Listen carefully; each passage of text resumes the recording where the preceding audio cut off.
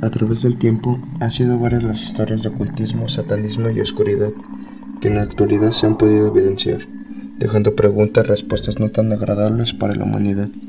En este video, le daremos seguimiento a uno de tantos casos con evidencias paranormales.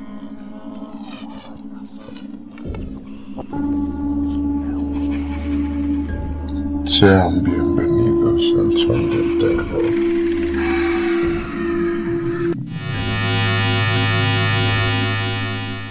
La historia gira alrededor de un hombre y sus hijas, que sin esperarlo heredó la casa de sus abuelos, sin imaginar los actos oscuros que ocurren en su interior. So I got some kind of weird news, kind of a good news, bad news situation. Let me start by saying that, over this past year and a half, I've been struggling like a lot of people. It was already difficult, being a single father. I've got 2 daughters. One's a toddler, the other's a teenager. It was kind of like a, what am I going to sell this month to make rent situation. And now I own a house. I inherited a house. And it's not like a giant mansion, but it's more than good enough for me and the girls. And, the bad news part is that my grandmother died. I hadn't seen her since I was like 5 years old, but still, And now I just have to tell my 15-year-old daughter, who just started high school, that we are moving hundreds of miles away tomorrow. Wish me luck. Sin darse cuenta, al entrar a la propiedad se registra la primera manifestación.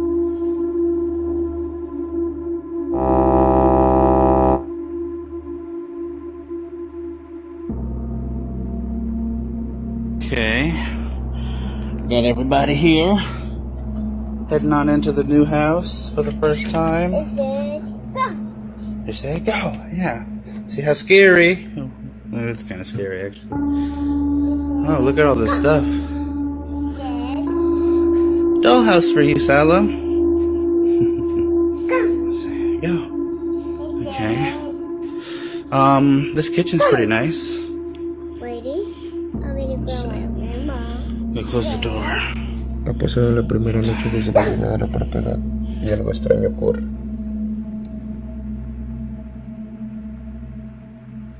Okay, so it's our first foray into the new backyard. All 3 of us. Melissa. Yeah, space to run. She seems okay with that. Weird island of unmowed grass. Let's talk to the mower about that. Yeah, you having fun over here, Melissa? Come on, we gotta get going. Let's move. Hey, what's up? What? I think the neighbors are throwing rocks. I don't see anybody out there. Hello? Okay, so we are all moved into the new house. It feels a little strange calling it new because it is kind of old and very lived in. I am making it 4 generations of my family in this house, so can't really complain. Melissa, the little one, adores it. Salo is still pretty pissed off at me, which I understand. It would suck to move all your friends when you just started high school. I wish we didn't have to. I still kind of feel bad about that, but what are you going to do? It's a pretty cool place, very wild kind of area, more so than anywhere else I've ever lived in, but I kind of dig it. It's pretty cool. It is a little creepy. There's always weird sounds in old houses, but it was a little creepy here last night. Lots of old family stuff and books and notebooks. It's I don't know. Supposedly there's a letter from my grandma for me somewhere. The lawyer told me, but I haven't found it yet, so we'll see. So I am up. Can't sleep. 3-year-old woke up crying, got her back to bed, but I'm up now. I'm sure many of you know that game.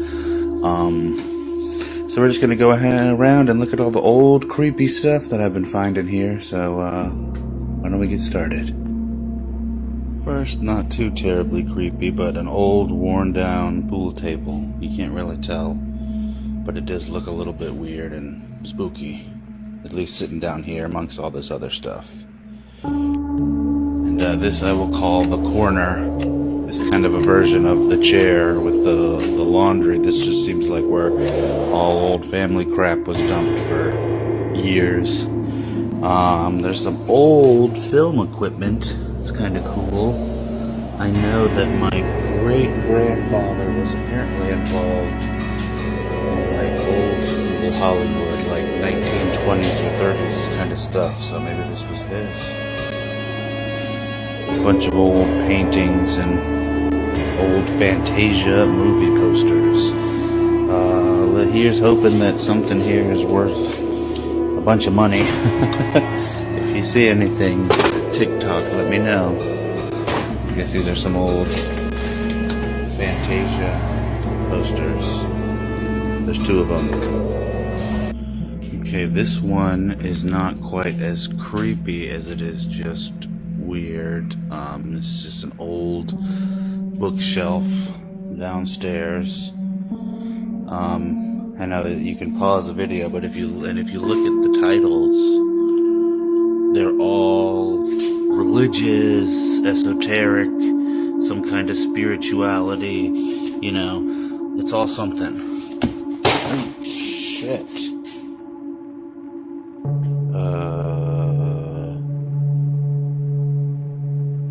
Okay, maybe this is creepy. Traces of the past. What the fuck? Okay, I think I just found the letter that my grandmother left me. Here you saw I found the letter that my grandmother left for me, and you saw the circumstances of that letter. Book falling off the bookshelf seemingly by itself. I'm a skeptic. I'm not going to jump to any conclusions, but it was kind of weird. I'm going to break this up a little bit. I'm going to read this letter. Okay, now I've already read it myself, and I'm going to try. It's kind of emotional, but I'm just going to read it as it is. Hey, you kiddo. It's been a long time. I'm sorry that this note is the closest thing we'll get to ever talking again. That's anybody's fault but yours. I've always known I'd leave you the house ever since you were about a year old, though I had hoped we would spend many more happy days than at first. I hope it proves a comforting and loving home for you and the girls, who are both gorgeous, and that you three live out those happy days. If you're anything like you were as a child, you'll find great joy in all the history under this roof. The house is brimming with it, including a great deal about our family. My father's journals are still around here and there. Have wonderful lives. Okay, now this is where it gets kind of weird on the back. I'll talk a little bit more about it in a follow-up video. P.S. I am adding this note a good bit later. After a lifetime of completely refusing to acknowledge any of this to anyone, it's hard to even write. You will likely experience some strangeness. I want to assure you and your family that there is no danger. Anything you hear, see, or feel means you no harm, even if it seems to. Though the yard can be extra mischievous. And watch out for Frogette.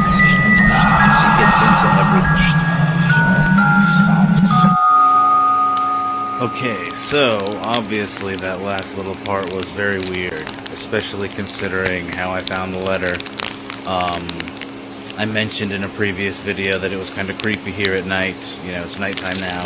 Doesn't seem that creepy. I actually kind of like it here a lot. I got this little patio. This morning, Salo told me that last night she thought she heard somebody talking in the kitchen. Now that's pretty horrifying, either that she has schizophrenia or, you know, somebody was talking in the kitchen, a ghost or a person would be pretty terrible. So I don't know what to think about that. But with this new information, like I said, I'm a skeptic, but I'm weirded out and I'm a little scared, and so you En guys este can punto hear las that. emociones crecen. Asimismo, la evidencia de presencias paranormales eran afirmadas.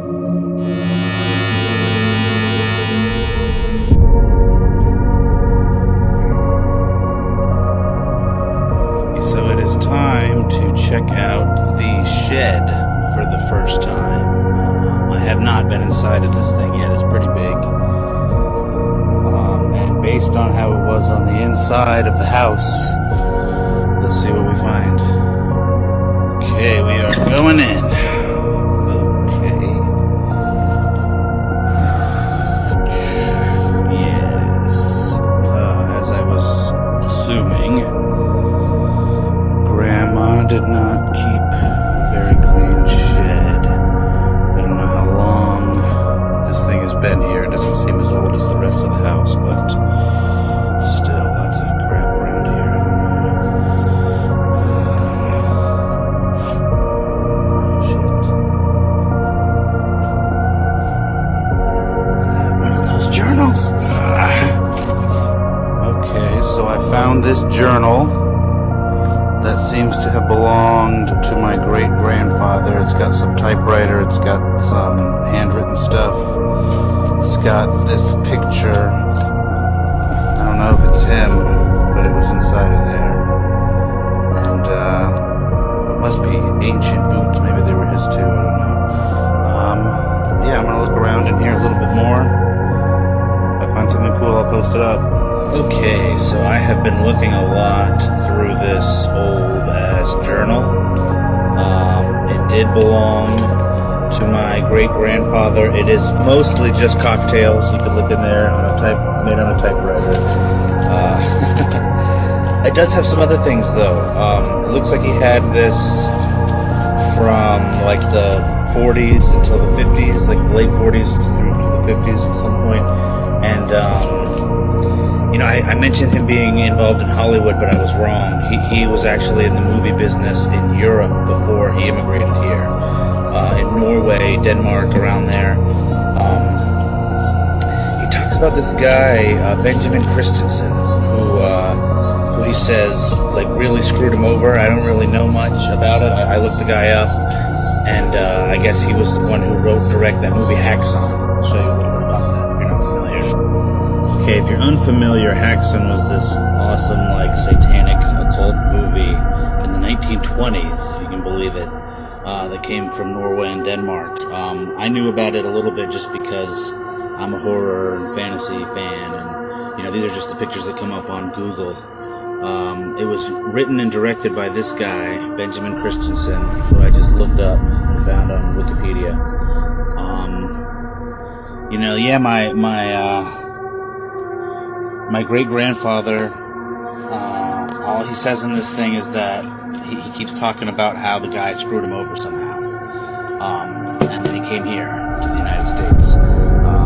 Seems to make reference to other journals he'd had before. Maybe he had some more after. I'm going to keep looking around the house because this is a pretty intriguing mystery. I really want to know what happened. And I'll keep you guys updated if I find anything cool. Okay, so this movie Hackson came out in 1922, shockingly. All about witches and Satanism, all kinds of stuff they used to believe about the occult.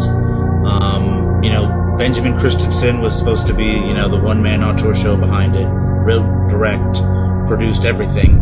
He said after he found a book in a German bookstore about witchcraft. I say supposedly because from what I've been finding around here, I'm starting to suspect that my great-grandfather actually was one of the main writers and the primary source of this information, based on stuff he had from his own grandfather.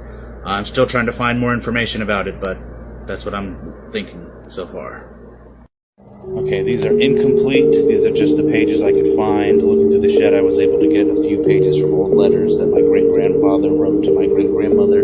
I guess there was a time where they were living apart. This is when they were in Scandinavia somewhere, I'm not sure where. Dear Charlotte, things are going well. I met a producer from Denmark named Benjamin Christensen that is very interested in working with me. I told him a little about my grandfather, the stories my grandmother told me, and his belongings. He wants to make some kind of movie about it. I'll need you to use some of this money to send the trunk here. Different letter, not the same one. Things are looking good. Benjamin says with the stuff I gave him, both of our names will be known in all film circles. Bigger, darker, more spectacular than Dirk Golem or Dr. Caligari, he said. We can have different life after this, Charlotte. Another letter. Benjamin is blown away by all this stuff, just as I was as a boy when I first saw it. We're writing together every day. He wants the movie, at least the first one, to focus on the witch stuff from the first report. Wants to name it Haxon because of his language and what grandfather's order called the monster. This is the last one, different letter. Benjamin hasn't been taking my calls. They won't let me into his building or the studio. I can't believe this. It was supposed to be my big break after years of hard work. I fully expect him to continue on ahead without me and take full credit. I'm so sorry, Charlotte. It seems it will be a little longer before I can give you the life you deserve. Okay, this is just me building from context clues, but I'm getting the picture that maybe my great-grandfather actually helped Benjamin Christensen write Haxon, if not was the primary writer or the primary source for it, and he got just screwed out over and pushed out. I don't know. I'm going to try to find out more information. Of course, my great-grandfather could be full of shit, but I don't know. This is weird. Days, just been taking care of a lot of legal paperwork and stuff for the house and the car. Somebody pointed out some things in some of my previous videos, weird stuff. I'm just going to go ahead and show you. In this first one, if you look, this is when we first came into the house. If you look in the mirror, I passed this mirror. I'm going to put it in slow motion. You can see somebody standing in it, so I'll let you be the judge of that. Okay. Okay, yeah, I don't know if you heard, while I was recording that last little bit, the door over here did actually, slam closed on its own, but we'll just call that wind, just a coincidence. Okay, in this next video, this is when we first went out in the yard, and my daughter, Melissa, was, looking at something in the grass. I thought it was just the tall grass, but if you look, it seems like there's some kind of little weird creature there. Yeah, you having fun over here, Melissa? Come on, we gotta get going. Let's move. Yeah, so I really don't know what to think. If you're anybody who considers yourself an expert in this kind of thing, you want to give me some advice, go for it, because I'm kind of at a loss. I'll keep you guys updated. Find any more creepy stuff or anything else about my great-grandfather. Still a ton of shit to look through. Lately, after I spent a couple days and didn't find anything, just been, raising a toddler and teenager by myself. The teenager actually helps a ton. Sally, you're amazing. Okay, so I was in the grocery store today, and, this guy, when I'm checking out in line, says something like, "Hello, sir. Are you new in town?" I know what you're thinking, but it really didn't come out threatening or deliverancy at all, so I was just like, yeah, I just inherited a house from my grandmother.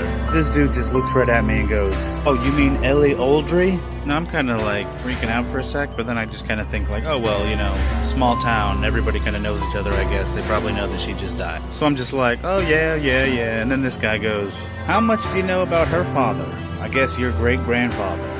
Man, you guys, if you've been following this at all, you know that I am very interested in that subject. And you guys, this dude literally proceeds to tell me that my great-grandfather, Leopold Oldry, was like a local historical figure, hero type person, that he helped build every church built pre-1960 within 100 miles, that they would call him to churches all over the state, to consult and help with certain, problems that they were having, and I'm just like, holy shit. So I come back home, and I'm looking through this old journal. I remember, you guys, I told you it was, mostly cocktail recipes. Well, I am, 75% sure now that shit is just a cover. Now, looking through this, journal, I've folded to show where it is. There are notes on some of these pages, and I've cross-referenced these. There's names that look like names of churches, and they all match a church relatively in the area that would have been active in the 1940s, 50s time frame. You see there's a date on all of them, and then there's weird letters written. This was the only one where I got anything more than just the weird letters, so I don't exactly know what it means. It's Lord's Grace, September 14th, EBLKS, Rosary, Ashes. So I guess I'm just going to try to figure out what those letters might mean. I'll post up some more on those later, I guess, if I find more in the book. I'm just kind of weirded out, all of this stuff mixed with the stuff about Haxon, about how he claimed that he was basically the source of all the information, and it kind of sounded like he was insinuating that the information was true, or at least he believed it was. So, putting that all together, the math points to some kind of, Si te gustó el not video, necessarily good suscríbete, thing, so I don't- activa la campanita y no olviden dejar su comentario.